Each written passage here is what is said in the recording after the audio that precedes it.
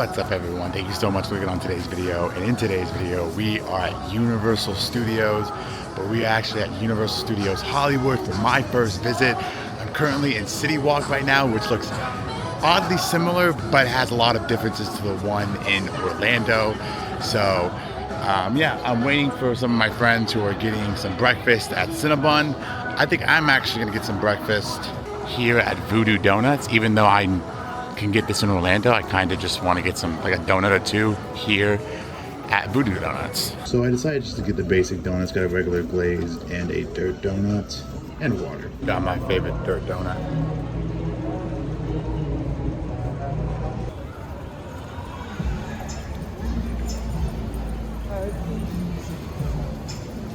All right, we made it here to Universal Studios Hollywood. Got Access Hollywood shooting over there, and there's Mario Lopez. That's pretty cool. All right, and we have finally made it to the main entrance of Universal Studios Hollywood. We're on the red carpet, about to walk on in. And just like that, we have made it inside the park. All right, we decided to get in the line to meet Homer Simpson.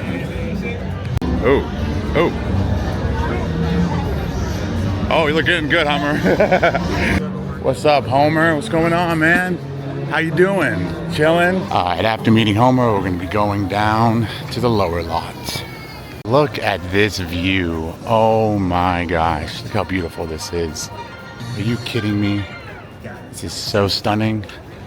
Wow. California is gorgeous. Right there, that's Super Nintendo World. I can't wait to go in there. Now we have made it to the lower lot, where they have Jurassic World, The Mummy, Transformers, and over there, Super Mario World. Say hi. Can we speak? Oh, good girl. She's just learning. And if anybody wants to come over, let her smell your hand. She's really sweet. She probably won't bite. To all of you today, welcome to the Raptor Encounter. My name is Kelly. I am one of the dinosaur handlers here at the park. And all of you are very brave volunteers. Thank you so much for helping us out with the most crucial part of our Raptor program. This is where we get to see how Blue responds in front of all of you, people that are new to her. She is our favorite velociraptor, very intelligent, and I was gonna say empathetic. Easy, easy. Keep those eyes on me, girl. Hey, steady, girl. Keep those eyes on me, Blue. Hold. Blue. Hey. Easy. Eyes on. All right, now we're gonna go do Jurassic World, the ride. This is gonna be fun, this version of the ride. All right, we're in line. It's about a 30-minute wait. We got Chris Pratt and Bryce Dallas Howard right there. So in this line, you get to learn about dinosaurs. They give you the name of the dinosaur, some interesting facts about it. So yeah, we got a T-Rex, Mosasaurus, and the Dominus Rex.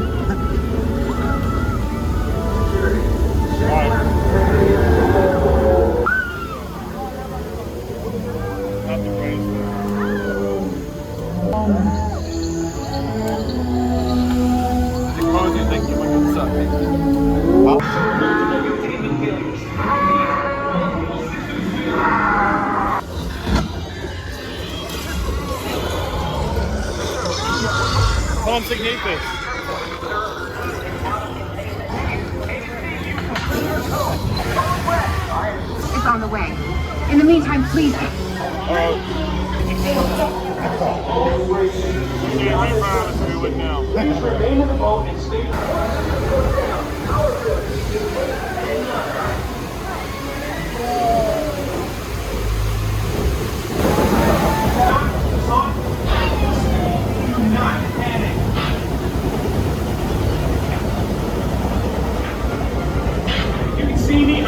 Keep your hands inside the boat. The slightest movement will set these animals off.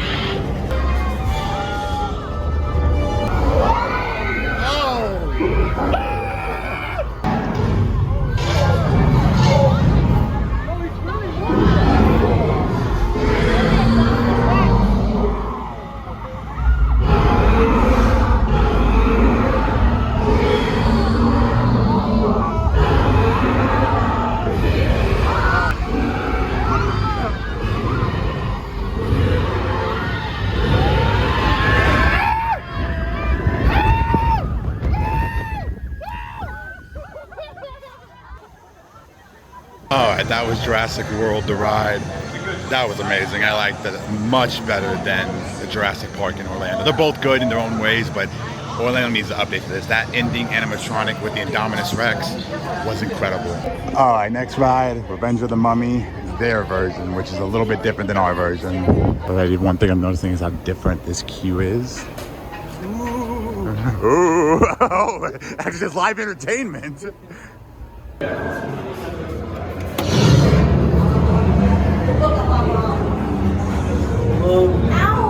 Oh yeah, the Orlando one doesn't have this room. They don't allow recording in this ride, so I'll put a clip in and I'll see you at the end. But we are here at the entrance to the ride, so I will see y'all at the end.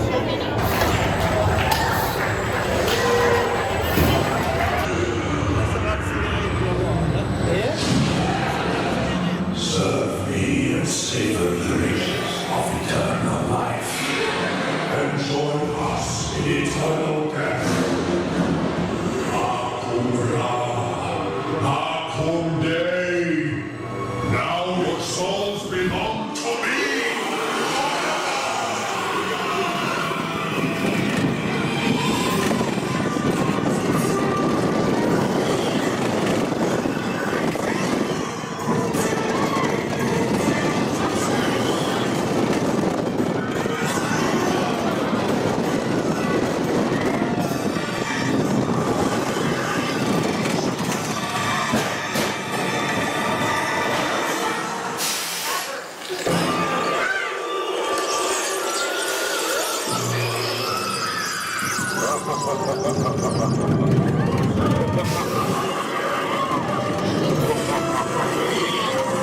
There's no place to hide. Your souls are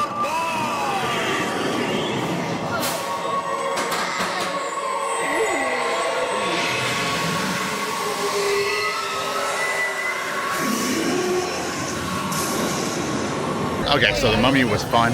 I feel like the Orlando one has a slight edge, but the beginning of this ride is so much better than the one that we have. That makes sense. Like, I love the launch at the beginning. That was fun. Now we're gonna get some authentic Universal food at Panda Express. Now about to go on Transformers, which is, I'm pretty sure, the exact same as the one in Orlando. Alright, but now we are gonna go into Super Nintendo World. I am so excited for this. It's my first time going in. To the tube we go. Oh man.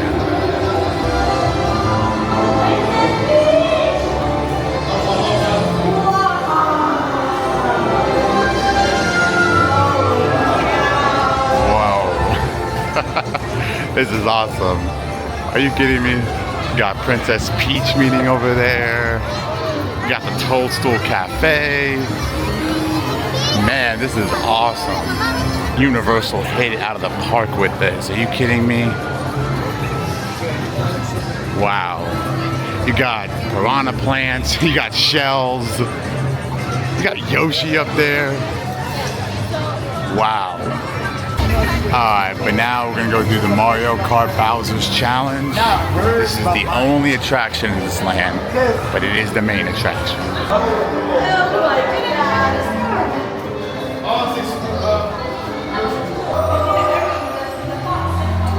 Wow, this queue is amazing. Oh my gosh, this queue is crazy.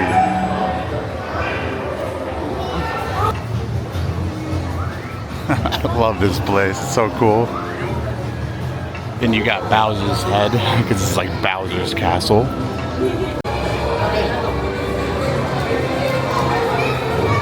That is such a cool statue of Bowser.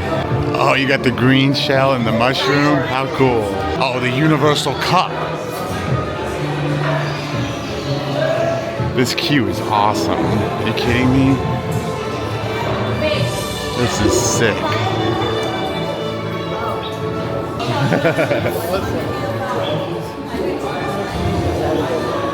Oh, there's a picture of Peach on the chair.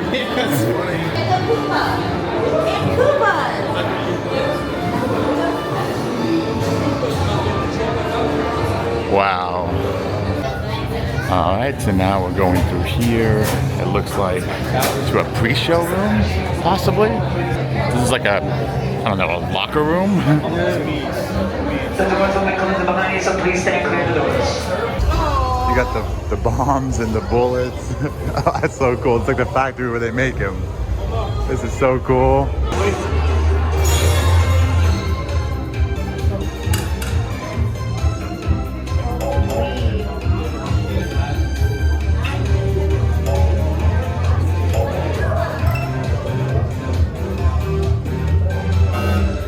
Alright, they gave us these like little hats. They're gonna put the glasses part over it, right here. But yeah, we're almost gonna be on the ride. And this is like the final room, I'm guessing. It tells you how to board the ride. Put on your team visor. Alright, we're about to get on.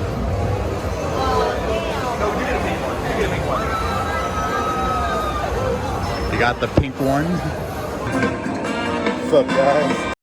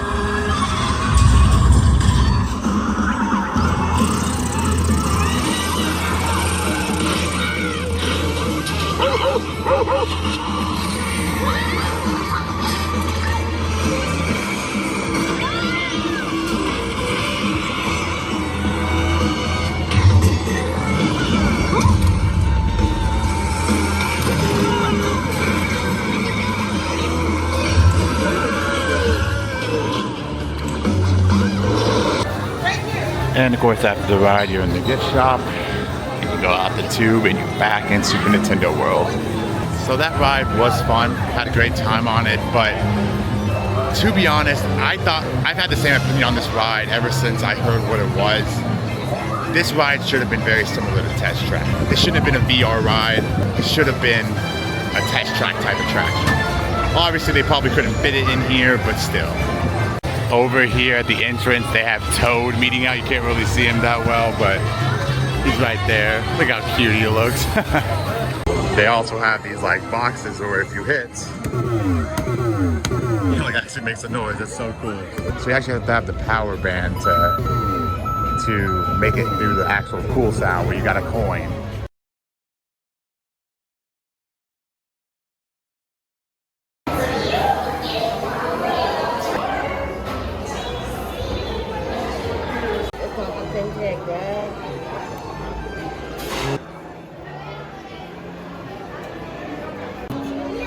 Don't eat them. Save them for life.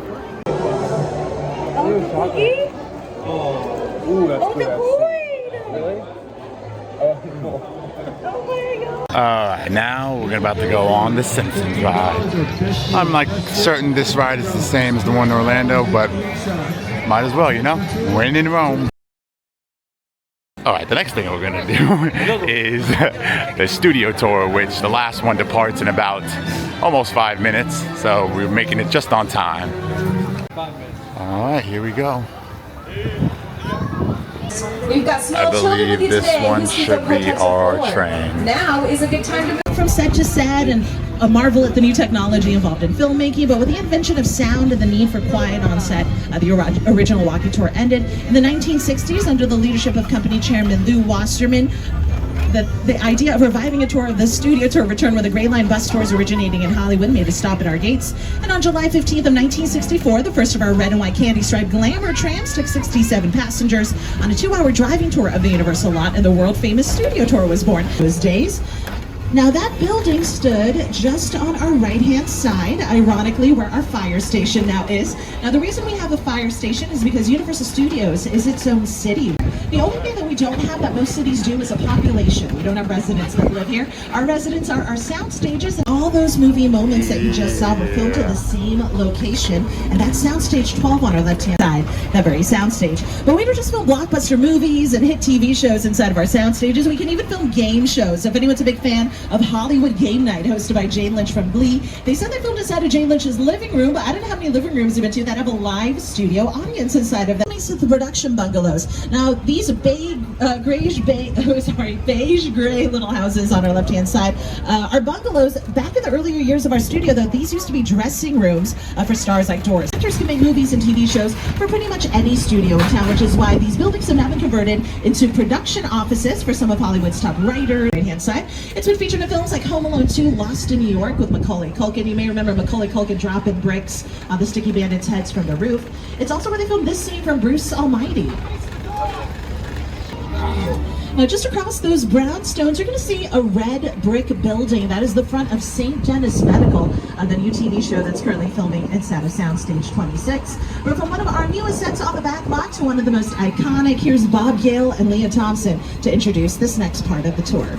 Welcome to the Courthouse Square. These sets were used to create Hill Valley and the Back to the Future films. And they represented multiple time periods.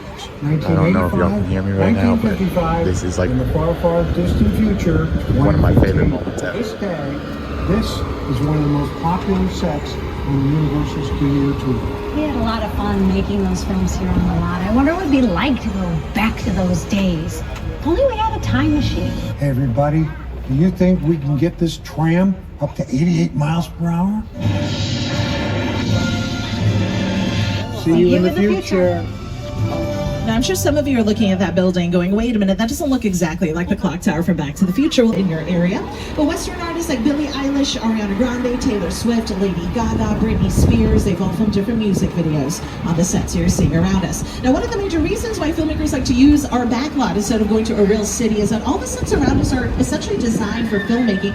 Take a look down at the sidewalks on either side of the tram. You're going to notice that there are these little brown and gray metal squares. They're about every 5 feet or so. Now, if you lift up those metal panels on top, there are power outlets under there, so filmmakers can plug in lighting equipment, camera equipment. They can even charge their phone if they really needed to. You may have noticed some of the street lights going up and down our New York street. They're essentially like giant floor lamps. They're sitting on top of those brown and gray squares and being plugged in from underneath. What a lot of people don't realize is whenever we film in a real city location, we as a studio, we have to bring generators with us. We have to feed all the cords through busy streets. We have to hire security so nobody accidentally walks into our shot. It's a lot easier and safer to do all that on our back lot instead. Inside is our chicken ranch. This was built for a film called The Best Little Whorehouse in Texas, starring Dolly Parton and Burt Reynolds. LMFAO even party rocked the night away with their music video Sorry for Party Rocking.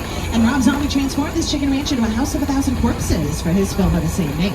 Now coming up on our left-hand side, you're going to see the opening of Colonial Street, arguably one of the most popular places to film on our lot. It's so popular, it's currently closed. They're actually getting ready for production down there. But that was Wisteria Lane for all seasons of Desperate Housewives on ABC.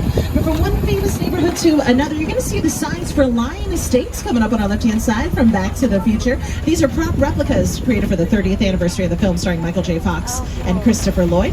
One of the executive producers of this movie is Steven Spielberg, and I'm going to have him tell us a little bit more about his special history with us here at Universal. My entire career began with my relationship with Universal Studios. Our favorite vehicles, we got the Flintstones cars, some cars from Fast and the Furious, as well as the Transformers, directed by Michael Bay.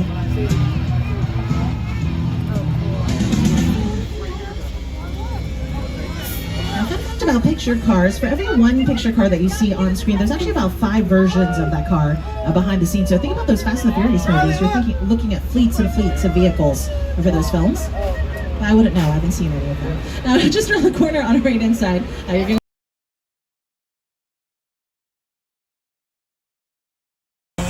Now, our visit to South A50 is a great way to segue into art direction. Art direction is a very, very important part of filmmaking. It really sets the tone for a movie, whether you want to go to ancient Egypt.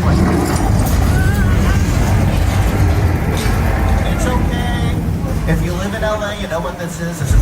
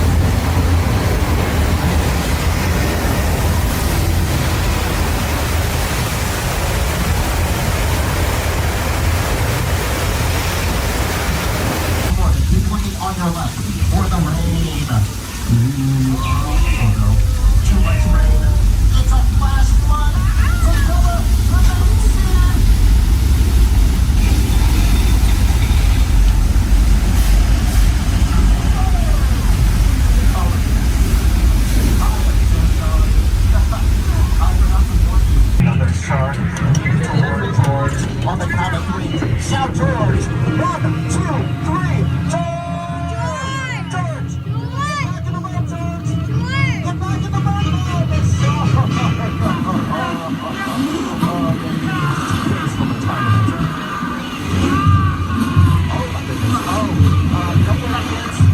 That's not blood. That's Fanta. George likes to pack Fanta on his side. She's fine. Don't worry about it. Don't worry about it.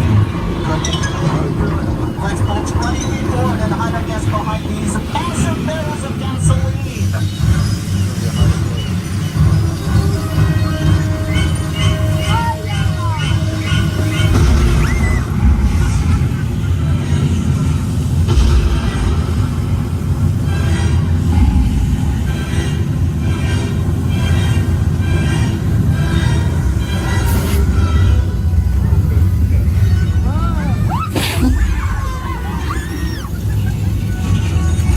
If you're a big Blumhouse fan, make sure to go check out Terror Train during Halloween Horror Nights. But as you make your way up this path, you're going to get a killer view of the house coming up on our left-hand side. Keep your eyes peeled on the second story for Mother. She likes to sit up there. It's really sweet. rocket sets ever constructed. Welcome to the spectacular crash site from Steven Spielberg's War of the Worlds, starring Tom Cruise and Dakota Fanning. Now, the plane that you're seeing on our left is completely real. That is a real 747 airplane that they had destroyed specifically for this movie.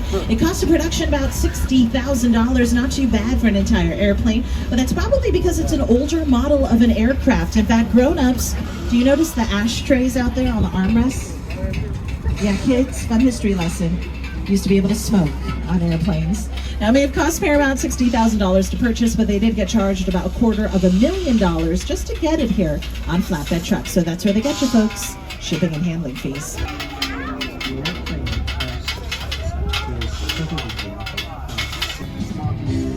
tried to tell you, fellas. That's what this whole place is loosely based on. Remember that one? No? What? A little further down, you can see the brand new Star Lasso Experience. Built to showcase an unbelievable new live show.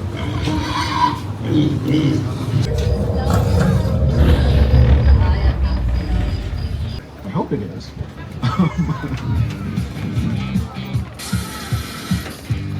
Sharing space with Hitchcock and Spielberg. I couldn't be more proud. Are you allowed to drive those on the street? Camera trams traveling around the studio lot in the summer of 1964. We have developed into so much more, including 7 parks around the world, entertaining. All right, well, that was the studio tour. It was actually really, really cool. I'm upset that we didn't get the Norman Bates scene, but that's reason to come back. All right, now we are entering the OG original Hogsmeade. Come on in a little bit, yeah, come on. Here we are. Hello, you man. This is gonna be a weird sight because you go right here, there's a gift store instead of a locker room, and no ride here. This is where Hagrid's is over in Orlando. And here is the original castle. All right, now we're entering the castle, which looks so similar to me. Alright, so that ride was pretty much the same. There was one room that was kind of different, and that was the Dementor room. But still good, still fun. Alright, now we're going to go on their version of Flight of the Hippogriff. I won't be recording on this again because, well, my phone is pretty much dead. So this ride is, again, pretty much the exact same as the one in Orlando. I think the track may be a tad bit different, but I'm pretty sure it's exactly the same. I'm not sure. To be honest, it looks the same, but I don't know. Well, that's something that Orlando doesn't have. That's on the ride of Hagrid's. I had to get that frozen butterbeer the one day that I'm at Universal, and I gotta get that mustache going.